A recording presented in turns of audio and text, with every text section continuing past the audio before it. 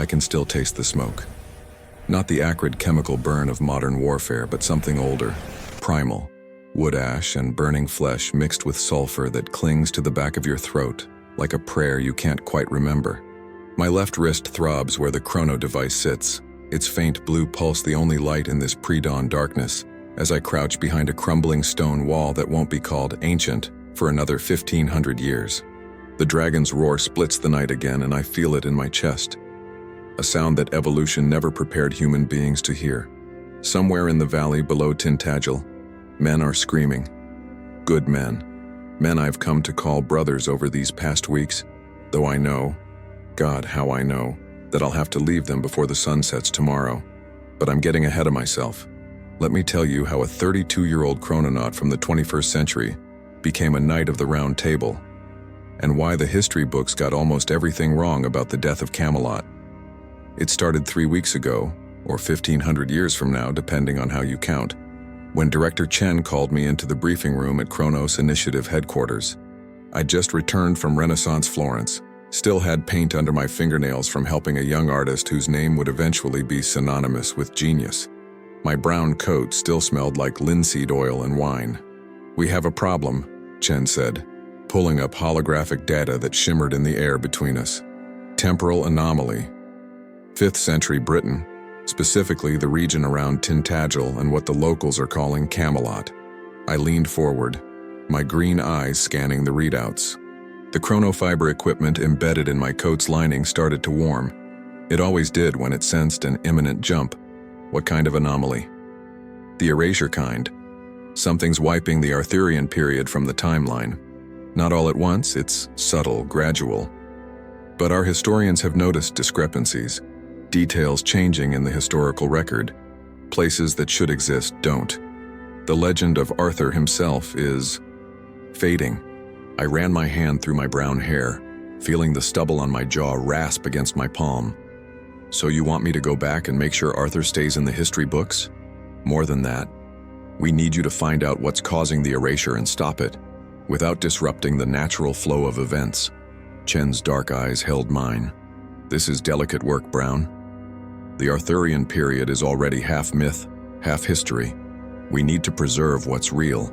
12 hours later, I was standing in the pre-dawn chill of early spring 503 AD, watching the fortress of Tintagel emerge from the mist like something from a dream. The journey through the chronostream had been rougher than usual. I'd felt the temporal distortion Chen mentioned, like trying to swim through water that kept changing density. The device on my wrist had brought me to a wooded hillside overlooking the fortress. Below me, I could see the dramatic headland jutting into the Celtic Sea, connected to the mainland by a narrow strip of land. The fortress itself was smaller than the romantic Victorian paintings would later depict, but no less impressive. A collection of timber halls and stone fortifications built by people who understood that survival meant choosing your ground carefully. I started down the hillside as the sun broke over the horizon, painting the world in shades of gold and amber. The air tasted of salt and peat smoke, and somewhere nearby I could hear the bleating of sheep. My coat drew stares as I approached the outer gates. The chronofiber weave looked enough like fine wool to pass casual inspection, but the cut was wrong. Too precise, too modern. I'd learned long ago that confidence sold the illusion better than perfect costume ever could. "State your business," the guard at the gate called out in a dialect of Brittonic that my neural implant translated automatically, though I'd spent weeks before the mission learning to speak it naturally. He was young, maybe 20, with red hair and suspicious blue eyes. His hand rested on the sword at his belt. "I seek audience with Arthur, son of Uther," I said, keeping my voice level and respectful. "I am Nikola, a traveler from distant lands. I bring news of a threat to his kingdom." The guard's eyes narrowed. "What threat?" "The kind that burns villages and devours livestock. The kind with wings." That got his attention. Within an hour, I was standing in Arthur's hall, a long timber structure with a high-peaked roof and walls hung with shields and weapons. A fire burned in the central hearth, sending smoke spiraling up through the roof vent. The smell of roasting meat and mead hung heavy in the air. And there, seated in a chair that was grander than the others but far from the throne of legend, was Arthur himself. He was younger than I expected, maybe 30, with dark hair that fell to his shoulders and a beard trimmed close to his jaw. His eyes were gray, sharp, and calculating, the eyes of a man who'd spent half his life at war. He wore a simple tunic of deep blue, well-made but not ostentatious, and at his side hung a sword that would later be called Excalibur, though he introduced it to me simply as Caliburn. "You speak of a dragon," Arthur said, his voice carrying easily across the hall. Around him stood his closest companions, men I recognized from legend but who were startlingly real in the flesh. Gawain, built like an oak tree with arms that could bend iron. Bedivere, lean and watchful, his left hand resting on his sword hilt. Kay, Arthur's foster brother, regarding me with open skepticism. "I do, my lord," I said, meeting his gaze directly. In my experience, great men respected directness more than flowery deference. I've tracked its movements from the east. It's been raiding settlements along the coast, burning crops and killing livestock. 3 nights ago, it destroyed a village 20 miles from here. "And how?" Kay interjected, his voice hard. "Does a traveler from distant lands know so much about this creature's movements? I'd prepared for this, because I hunt such things. In my homeland, we call them by different names, but the pattern is always the same. They're drawn to human settlement, to the warmth of fires and the smell of livestock.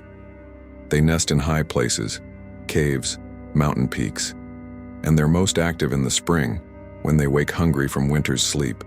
It was all true, more or less. The Chronos Initiative had records of cryptozoological phenomena throughout history, creatures that existed in the gaps between myth and reality, usually explained away by historians who couldn't believe what the evidence clearly showed. Dragons, or at least creatures that would be called dragons, had appeared in temporal records from multiple eras and locations. They weren't the massive, intelligent beasts of fantasy. They were more like prehistoric throwbacks, reptilian predators that had somehow survived in isolated pockets. Arthur studied me for a long moment, and I could see him weighing my words, judging my character. Finally, he stood. "If what you say is true, then this beast threatens my people. That makes it my concern." He moved down from his seat, approaching me. Even in his simple tunic, he carried himself like a king, not through arrogance, but through an absolute certainty of purpose that drew men to him like iron to a lodestone. "You say you hunt these creatures?" he asked. "I have, my lord." "Then you'll join our hunt. We ride at first light tomorrow." He clasped my arm in the warrior's grip, and I felt the strength in his fingers. "Tonight, you'll feast with us. Any man who brings warning of danger to my people has earned a place at my table." That night, I sat among Arthur's knights in his hall, drinking mead that was sweeter and stronger than I'd expected, eating roasted pork and fresh bread. The hall was filled with men and women. Yes, women. Another detail the later romanticizations would obscure. This was a working fortress, not a fairy tale castle. There were warriors and craftsmen, servants and nobles, all mixing together with an ease that spoke to Arthur's governance. Gawain took the seat beside me, his massive frame making the bench creak. "Nikola, is it?" he said, his voice a deep rumble. "Strange name, strange accent, but my uncle sees something in you." He was Arthur's nephew, I remembered from the legends, son of Lot of Orkney. "Your uncle is a good judge of character," I said carefully. "He is, which is why I'm watching you." But Gawain smiled as he said it, taking the edge off the warning. He poured mead into my cup from a jug that seemed absurdly small in his hands. "Tell me true, have you really hunted dragons?" I thought about the temporal anomalies I'd tracked across history, the extinct species that had lingered too long in isolated pockets, the creatures that shouldn't exist but did. "I've hunted things that defy explanation," I said. "Things that people later decide must have been myths, because the alternative is too frightening to accept." Gawain nodded slowly. "I can respect that. The world is stranger than most men care to admit." He drank deeply from his own cup. "You fight tomorrow. Let's see if you survive it. If you do, perhaps you're the man my uncle thinks you are." Across the hall, I caught sight of a woman entering, tall and regal with dark hair bound in intricate braids and eyes that seemed to miss nothing. She moved through the crowd with easy authority, and I saw Arthur's face light up as he saw her. "Guinevere," Gawain said, following my gaze. Arthur's queen, or will be after the summer. They've been betrothed since winter. She was beautiful, yes. But what struck me more was the intelligence in her eyes, the way she commanded attention without demanding it. She said something to Arthur that made him laugh, a genuine, unguarded sound, and for a moment, I saw past the legend to the man. Two people in love, building something together in a brutal age. I looked away, feeling suddenly like an intruder. I knew how this story ended, or at least how the legend said it ended. Betrayal, civil war, the fall of Camelot. But looking at them now, so young and so certain, I couldn't help wondering how much of that ending was inevitable, and how much could be changed. The temporal anomaly Chen had mentioned nagged at me. Something was erasing this from history. But what? The next morning came cold and gray, mist rolling in from the sea. We rode out in a party of 20, Arthur, his knights, and me, mounted on a sturdy gray mare that handled the rocky terrain with sure-footed grace. I'd strapped my chrono device beneath my coat sleeve, making sure it was secure. The equipment built into my coat might give me an edge in the coming fight. The chrono fiber was more resistant to damage than any natural material, and the subtle tech woven into the lining could do things that would seem like magic to these men. But I wanted to win their respect through skill and courage, not tricks. I'd learned that lesson in a dozen different eras. We tracked east, following reports of the dragon's movements. Villages had been attacked, livestock slaughtered. The pattern was clear once you knew what to look for. The creature was working its way along the coast, drawn perhaps by the concentration of settlements near the water. Around midday, we found the first real sign, a scorched clearing where something massive had landed. The grass burned black in a circular pattern. Deep furrows in the earth marked where claws had dug in. Bedivere dismounted, kneeling to examine the marks. "Fresh," he said. "Within the last day." He looked up at Arthur. "My lord, this thing is enormous. Larger than any bear. Then we'll need to be smarter than it," Arthur said calmly. "Nikola, you've tracked such beasts before. What would you recommend?" I climbed down from my horse, studying the clearing. The scorch marks told me we were dealing with a fire breather, probably some kind of evolved reptile with biological mechanisms for producing and igniting flammable compounds. Dangerous, but not invulnerable. "It's seeking food and territory," I said. "It won't retreat unless forced to. But it will have a lair somewhere. A cave, most likely, in the cliffs along the coast. High enough to give it a vantage point, large enough to accommodate its size. If we can find the lair, we can set a trap." Kay scoffed. "You'd have us hide and wait for it like common hunters?" "I'd have us use our intelligence," I said, meeting his eyes. "Fighting this thing head-on in the open means casualties, lots of them. But if we can lure it to ground we choose, where we control the terrain, we have a chance." Arthur considered this. "The cliffs east of here, there's a series of sea caves. Large enough for such a creature?" "Perfect," I said. We found the lair 2 hours before sunset. The cave mouth was high up in the cliff face, accessible only by a narrow, treacherous path. Below, the sea crashed against rocks in an eternal rhythm. The stench that drifted down from the cave was unmistakable. Rot and sulfur and something else. Something reptilian and alien. "It's in there," Gawain said unnecessarily. We could all smell it. Arthur began deploying his men with the tactical precision of an experienced commander. Archers positioned on either side of the cave entrance, shielded behind rocks. Spearmen ready to form a shield wall if the creature charged. And a small party, Arthur, Gawain, Bedivere, Kay, and me, who would go up that treacherous path and confront the beast in its lair. "Madness," Kay muttered. But he was checking his weapons as he said it, and I could see the determination in his eyes. These were men who'd faced death before. They knew the cost of courage, and they paid it willingly. As we prepared to ascend, Guinevere appeared, having ridden out with a small escort against Arthur's explicit orders. The look she gave him could have melted steel. "Don't," Arthur said softly. "Don't ask me not to go." "I wasn't going to," she said, and pressed something into his hand. A small piece of fabric, embroidered with symbols I didn't recognize. "But come back to me. Camelot needs its king. Camelot has its queen," Arthur said and kissed her. It was a brief moment, tender and fierce all at once, and then he turned away and started up the path. We climbed in silence, weapons ready.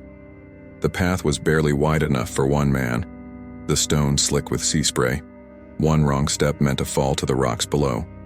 My chronofiber coat gave me better traction than their leather boots, but I made sure to move carefully, naturally, hiding any advantage. The cave mouth loomed above us, a darkness that seemed to swallow light. The smell was overwhelming now. I had to breathe through my mouth to keep from gagging. Inside, I could hear something moving, something large. Arthur raised his hand, signaling a halt. In the fading light, his face was set and calm. "No retreat," he said quietly. "We end this here, or we die trying. Are you with me?" "To the end," Gawain rumbled. "Always," Bedivere said. Even Kay nodded. For the realm, they all looked at me. I was an outsider, a stranger who'd appeared days ago with wild stories. I had no obligation to risk my life for these people, for this king who was already half legend in my time. But that's not how it works, is it? You can't witness courage without being changed by it. You can't stand beside honorable men and not feel the weight of that honor. "For Arthur," I said. "For Camelot." We entered the cave. The darkness was absolute for a moment, until our eyes adjusted. The cave was enormous, easily 50 feet high, carved from the limestone by centuries of wave action. Bones littered the floor, some ancient, some fresh. The remains of sheep, cattle, deer, and here and there, unmistakably human. At the back of the cave, on a raised shelf of stone, the dragon slept. It was not the elegant serpentine creature of medieval artwork. It was a nightmare made flesh, 30 feet of scaled muscle and predatory intent, with wings folded against its back and a head that was all teeth and hunger. Its scales were mottled gray-green, the color of deep ocean water, and each breath sent small gouts of flame flickering from its nostrils. Even sleeping, it was terrifying. Awake, it would be death incarnate. Arthur turned to us, gesturing silently. The plan was simple. Surround it, attack from multiple angles, aim for the vulnerable points. Eyes, throat, the softer scales of the underbelly, quick, coordinated strikes, then retreat before it could retaliate. Simple, not easy. We spread out, moving as quietly as we could across the bone-strewn floor. I ended up on the left flank, my position giving me a clear view of the creature's head. This close, I could see the prehistoric quality of it. This wasn't a creature of magic or myth. It was a survivor from an earlier age, an apex predator that had somehow persisted into a world that had moved on without it. In a way, I understood it. I was a survivor too, displaced in time, trying to find my place in eras that weren't my own. Then the dragon's eye opened. It was yellow, with a vertical pupil that contracted instantly as it focused on me. For one frozen moment, we stared at each other, man and monster, separated by millions of years of evolution. Then it roared, and the cave became hell. The sound was physical force, a wall of pressure that drove me to my knees. The dragon's head snapped toward me, jaws opening to reveal rows of teeth and the orange glow of fire building in its throat. I rolled sideways as flame erupted from its mouth, superheated air singing the hair on the back of my neck. Arthur's sword, Caliburn, flashed in the firelight as he drove it into the dragon's foreleg, aiming for the joint. The blade bit deep and the dragon screamed, whirling with shocking speed for something so large. Its tail swept across the cave floor like a battering ram, and Bedivere threw himself flat to avoid being cut in half. Gawain charged from the right, his massive war spear aimed at the creature's throat. The dragon's wings snapped out, catching him in the chest and sending him flying backward into the cave wall with a sickening crunch. He fell and didn't move. Gawain. Arthur's voice was raw with anguish, but he didn't hesitate. He yanked his sword free and drove it in again, higher this time, seeking the softer scales beneath the dragon's jaw. I was on my feet now, my own sword drawn, a weapon from the armory at Tintagel, well made but nothing special. The dragon's attention was on Arthur, giving me an opening. I ran forward, using a jutting rock as a springboard to leap onto the creature's back. The scales were hot under my hands, almost too hot to touch. The dragon bucked, trying to dislodge me, I drove my sword down between two scales, aiming for the spine. The blade sank in, but not deep enough. The creature's blood was thick and dark, almost black, and it burned where it splashed on my coat. Kay appeared below me, jabbing at the dragon's underbelly with a spear. The creature's head snaked down, jaws snapping shut inches from his face. Bedivere hauled him backward by the collar, and they both fell in a tangle of limbs as the dragon's foot came down where they'd been standing. This wasn't working. The cave was too confined. We couldn't maneuver properly, couldn't coordinate our attacks, and the dragon was learning our tactics, adapting with frightening intelligence. "Fall back!" Arthur shouted. "Out of the cave!" We retreated, dragging Gawain's unconscious form between us. The dragon followed, drawn by our movement, by the smell of blood. It squeezed through the cave mouth, emerging onto the cliff face like some prehistoric bird of prey. In the fading light, with the sea wind whipping around us, the full scope of what we faced became clear. The dragon's wings spread wide, catching the wind, and for a moment it simply hovered there, suspended between earth and sky. Then it dove. The archers fired, arrows flickering through the dusk. Most bounced off the armored scales, but a few found their mark, soft tissue around the wings, the tender skin of the throat. The dragon screamed and pulled up, circling higher. "It's going to burn us," I said, watching it climb. From above, where we can't reach it. Arthur's face was grim. "Suggestions? We need to ground it. Permanently." An idea was forming, reckless and probably suicidal. I looked at the narrow path we'd climbed, at the sheer cliff face above it, at the way the setting sun illuminated cracks and fissures in the limestone. "The cave," I said. "If we can lure it back in, then collapse the entrance. We'd be trapped inside," Kay said. "Not if we're fast, and not if we're willing to take a risk." Arthur looked at me, and I saw understanding dawn in his eyes. "You're talking about an avalanche, bringing down that overhang above the cave mouth. It's limestone. Soft sedimentary, already weakened by water erosion. A good strike in the right place where..." I touched my chrono device beneath my coat. The tech inside could produce a localized sonic pulse strong enough to shatter stone, but I'd have to make it look natural, like we'd done it through pure physical force. "How?" Bedivere asked. I thought fast. "Fire. Concentrated heat causes expansion, which creates stress fractures. If we can heat that overhang enough, then deliver a sharp impact." "The dragon's own fire," Arthur said slowly. "We use it against itself." "Exactly. We lure it back into the cave, make it angry enough to breathe fire at the ceiling. The heat weakens the stone, and then we run like hell while the mountain comes down on top of it," Kay finished. He actually smiled. "I hate it. Let's do it." Gawain was stirring, groaning in pain but alive. Guinevere was there, having climbed up despite the danger, binding his ribs with practiced efficiency. She looked at Arthur, at me, and understood what we were planning without being told. "You're all insane," she said flatly. "Yes," Arthur agreed, "but we're out of better options." We went back into the cave. All of us, even Gawain, hobbling but refusing to be left behind. The dragon had returned to its lair, settling on its stone shelf like some terrible bird of prey. It watched us enter with those yellow eyes, and I swear I could see intelligence there. It knew we'd hurt it. Now it wanted revenge. "Spread out," Arthur commanded. "Make it angry, make it sloppy. And when I give the signal, everyone heads for the entrance. No heroes, no looking back. Understood?" We understood. What followed was 3 minutes of controlled chaos that felt like hours. We harried the dragon from all sides, striking and retreating, staying just out of range of its jaws and claws. Bedivere drove his spear into the creature's haunch and barely rolled away before the tail swept through where he'd been standing. Kay danced backward from a gout of flame that turned the air shimmering and hot. And Arthur fought like a man possessed, Caliburn singing through the air, finding every gap in the dragon's armor, every vulnerable spot.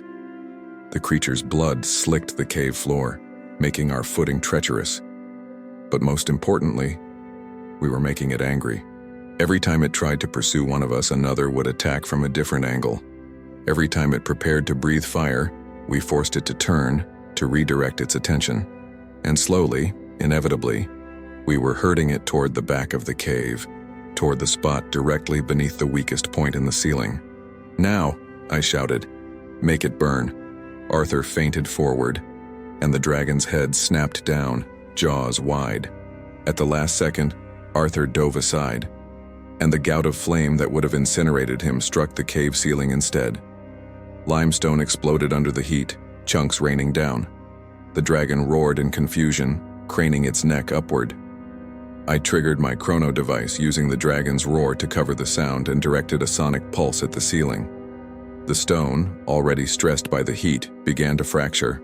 "Run!" Arthur yelled. We ran. Behind us, the dragon realized something was wrong.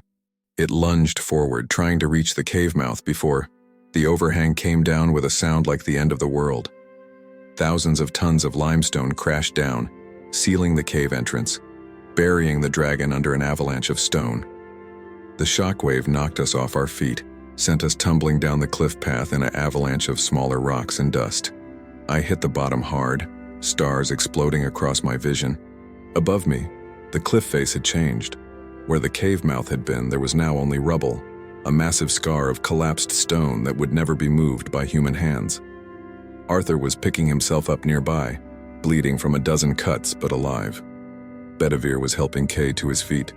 Gawain was laughing, a pained, slightly hysterical sound. We'd done it. We'd actually done it. The celebrations that night in Arthur's hall were intense, joyous and tinged with the exhaustion that comes after surviving something that should have killed you. Mead flowed freely, and men who'd stared death in the face laughed too loud and held each other too tight. Arthur pulled me aside after the feast, leading me to a quieter corner of the hall. His gray eyes studied me in the firelight. "You saved us today," he said quietly. "That tactic, that knowledge, without you, some of us wouldn't have come home. Maybe none of us. You would have found a way," I said. "You always do. Perhaps. But we're fortunate we didn't have to." He paused. "I want to make you one of my knights." A seat at the round table. My heart clenched. The round table, the symbol of Arthur's court, his inner circle. In my time, archaeologists still debated whether it had been real or legendary, and here was Arthur, offering me a place at it. "My lord, I'm honored beyond words, but I can't stay," he finished. "Yes, I've seen the way you look sometimes, like a man who knows he's leaving. Where do you go, Nikola? What distant land calls you away from here?" I wanted to tell him the truth, that I was from 1,500 years in his future, that I knew how his story ended, or was supposed to end, that even now something was trying to erase him from history itself. But I couldn't. The Chronos Initiative had rules for good reason. Knowledge of the future could poison the present. "I have obligations," I said carefully. "People depending on me. Duties I can't abandon, no matter how much I might want to." Arthur nodded slowly. "I understand that. Duty is the burden of honor." He clasped my shoulder. "Then let me offer this instead. For as long as you remain here, you are one of my knights. Not in name only, but in truth. You've proven yourself in blood and fire. That means something. For as long as I'm here," I agreed. "I would be honored to call myself a knight of Camelot." So for 3 more weeks I was exactly that. I rode with Arthur and his men, helped train new recruits, shared meals and stories and the easy camaraderie that comes from facing death together. I watched Arthur and Guinevere plan their wedding, saw the way Camelot functioned, not as the perfect golden kingdom of legend, but as a real place, full of real people trying to build something better than what had come before. And slowly I began to understand what was being erased from history. It wasn't the battles or the dragons or the famous knights. Those would persist in legend, growing more fantastical with each retelling. What was being lost was the truth of what Arthur was building.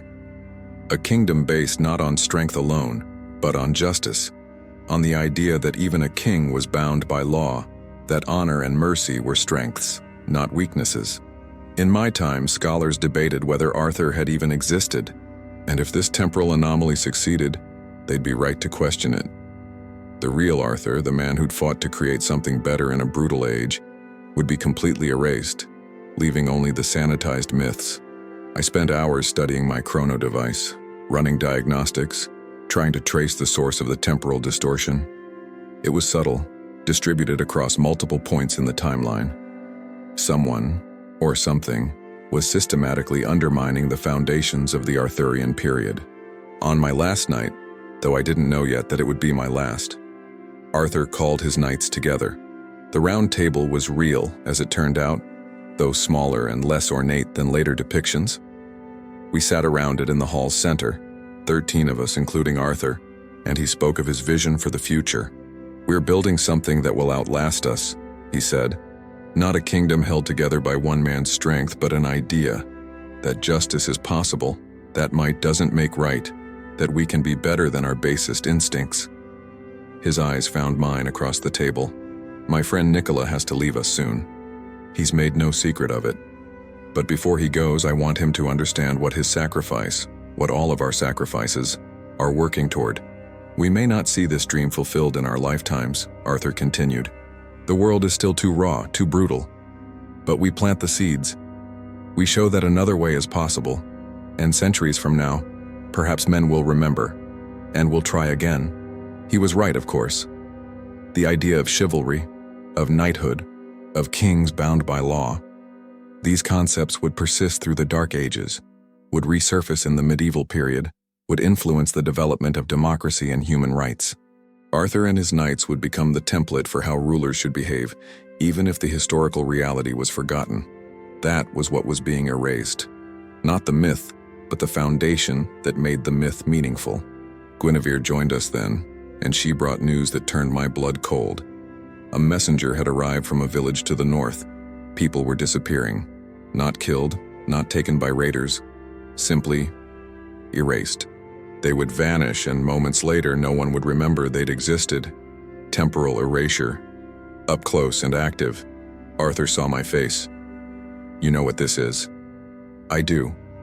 And I have to stop it." I stood, my hand already moving to my chrono device.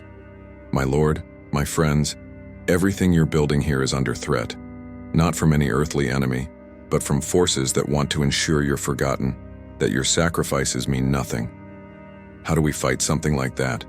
Bedivere asked. "You don't." "I do." I looked at Arthur. "This is why I came, this is my duty." "Then we ride with you." Arthur said simply.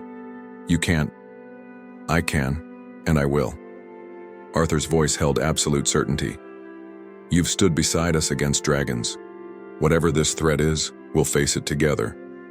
And that's how I ended up riding north at dawn with the Knights of the Round Table, chasing a temporal anomaly that none of them could truly comprehend. My instruments led us to a hilltop overlooking a small village where the distortion was centered. There, reality itself seemed to shimmer and fold, like heat waves rising from summer stones. At the center of the distortion was a device, not from my time, but from somewhere else. Someone else. It was running an erasure protocol, systematically deleting specific elements from the timeline. And it was being guarded by something that made the dragon look friendly. Temporal mercenaries. Rogue chrononauts who decided history should be rewritten according to their preferences. They wore chronofiber suits like mine, but marked with insignia I didn't recognize. 3 of them, armed with weapons from multiple eras. "Arthur and his knights need to be erased," their leader said when we confronted them. She was tall, angular, with cold eyes that had seen too much time. Their influence propagates forward, creates causal chains that interfere with our interests. Better they never existed at all. "Who sent you?" I demanded. "Who's paying you to destroy history? People who understand that history is just another resource to be controlled." She smiled thinly. "You're Chronos Initiative, aren't you? Still pretending you're the good guys that preserving history matters. History belongs to whoever's willing to take it." Arthur and his knights had formed up behind me, not understanding the technology, but understanding the threat. "These are the forces you spoke of," Arthur said. "The ones trying to erase us." "Yes." "Then we fight." He drew Caliburn, and the blade caught the morning light. "Whatever they are, whatever weapons they carry, they bleed like men. And men can be beaten." What followed was the strangest battle I've ever fought. 21st century technology and weapons against 5th century courage and steel, with the fate of history itself hanging in the balance. The temporal mercenaries had energy weapons that could disintegrate flesh, personal shields that deflected arrows and swords.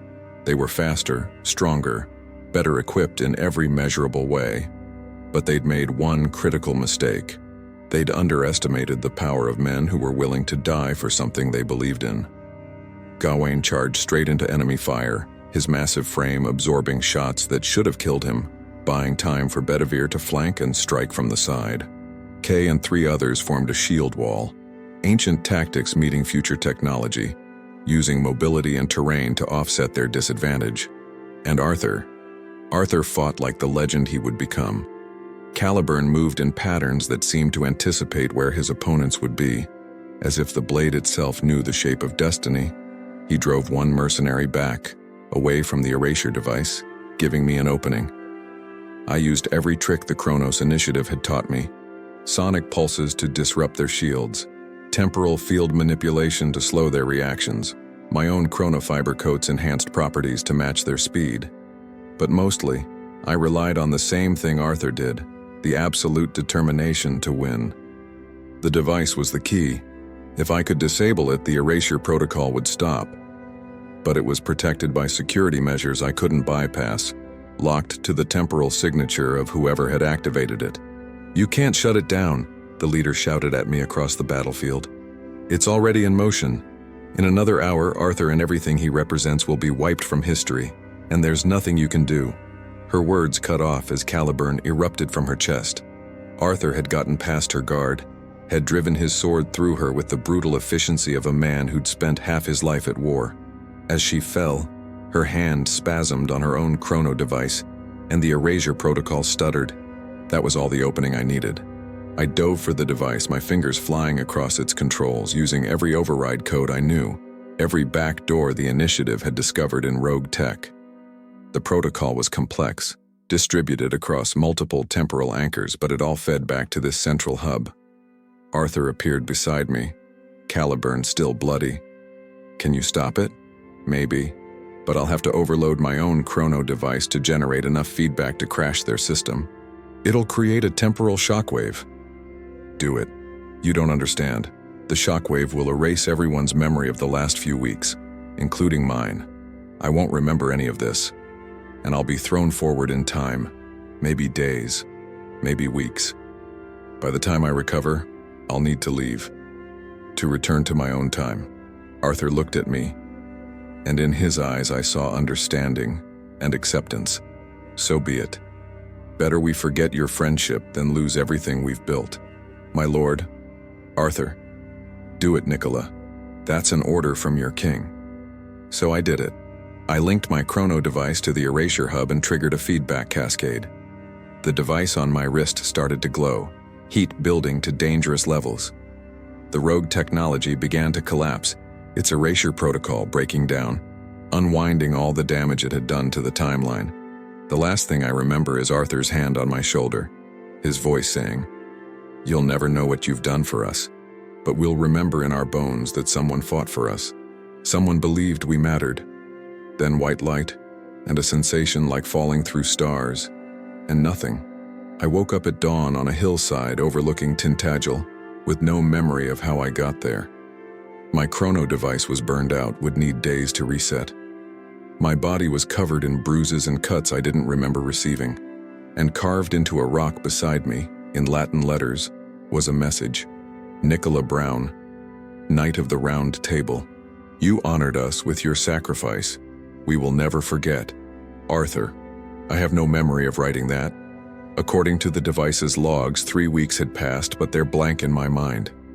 I only know what happened because later, back at Chronos Initiative headquarters, the timeline analysts pieced it together from the temporal traces and historical changes. The erasure was stopped. Arthur and his knights remained in history, or at least the influence of their ideas remained, even if the man himself became legend. The Round Table persisted as a symbol of justice and equality.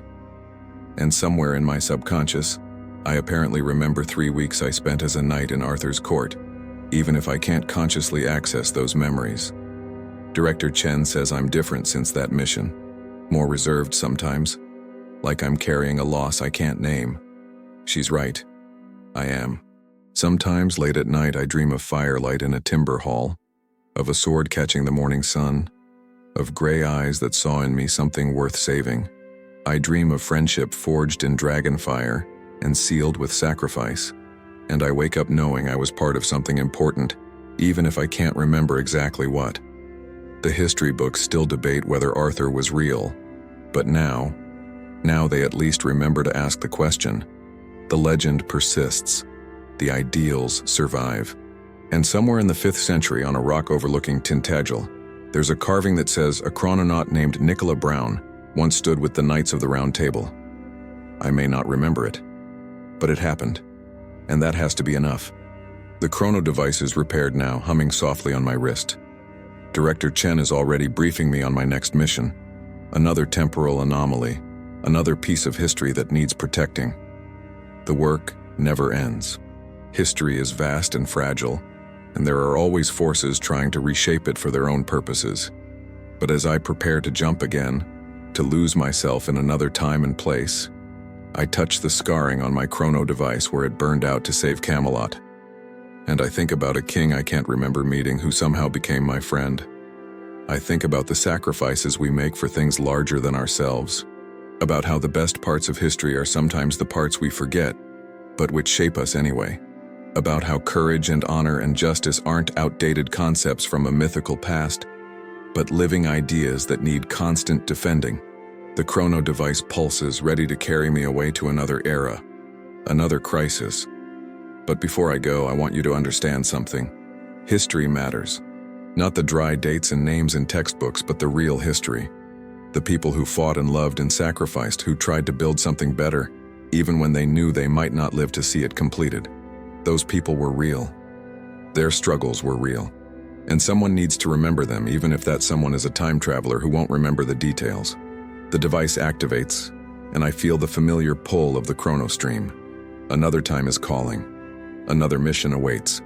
But this time I go knowing that somewhere in the 5th century, I left part of myself behind. A sacrifice I can't remember, for a king who never forgot. I am Nikola Brown, a traveler through time and history. If you enjoyed this adventure of mine, subscribe to the channel and share it.